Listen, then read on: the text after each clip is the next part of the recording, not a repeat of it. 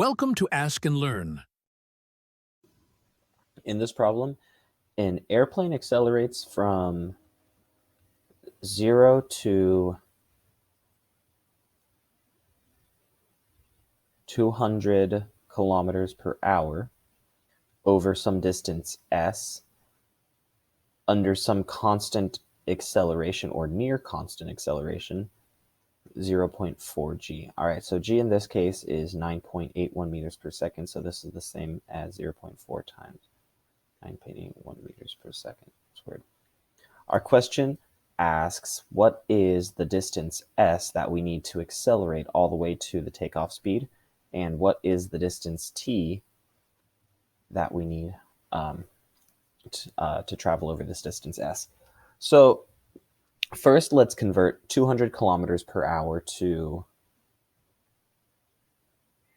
200 kilometers per hour to meters per second, because gravity is measured in meters per second in this case. So we can multiply this by a few conversion factors. 1,000 meters on top, 1 kilometer on bottom, so the kilometers cancel, and then another conversion factor, 1 hour on top, and then 3,600 seconds on bottom, so that the hours cancel. All right?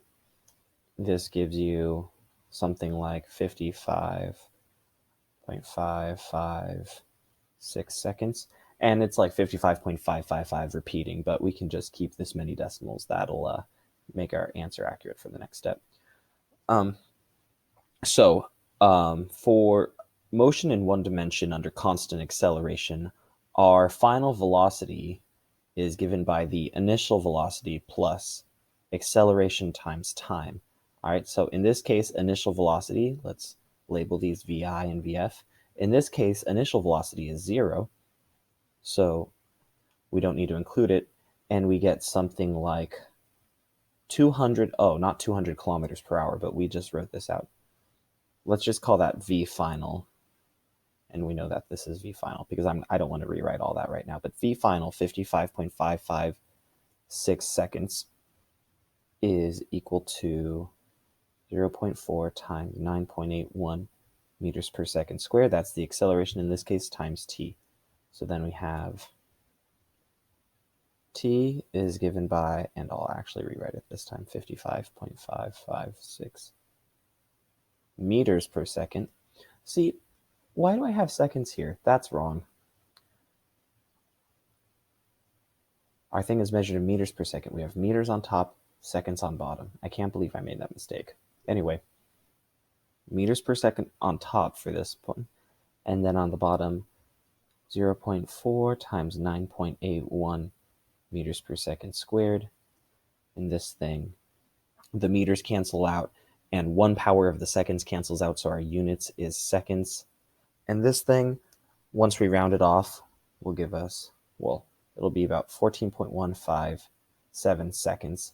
So we might want to keep only 3 significant figures in this problem, because it looks like, going back to the figures we're given, it looks like this here is our limiting factor for significant figures. So that's 3 significant figures.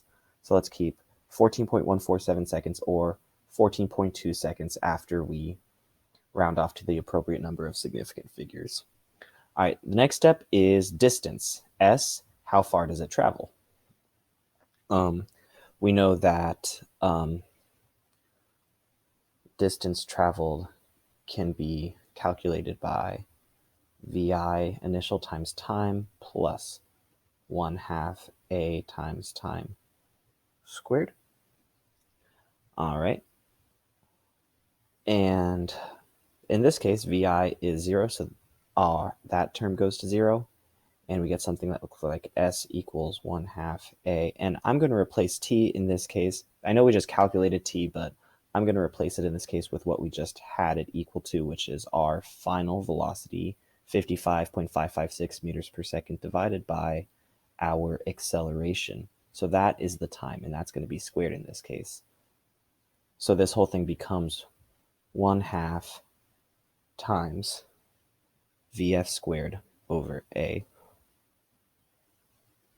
So then we just plug in our values. VF is 55.556 meters per second. And then A, 0.4, 9.81 meters per second squared. All right, plug this into our calculator, and it looks like we can keep 3 significant figures. And what we get is 393 meters. Very good.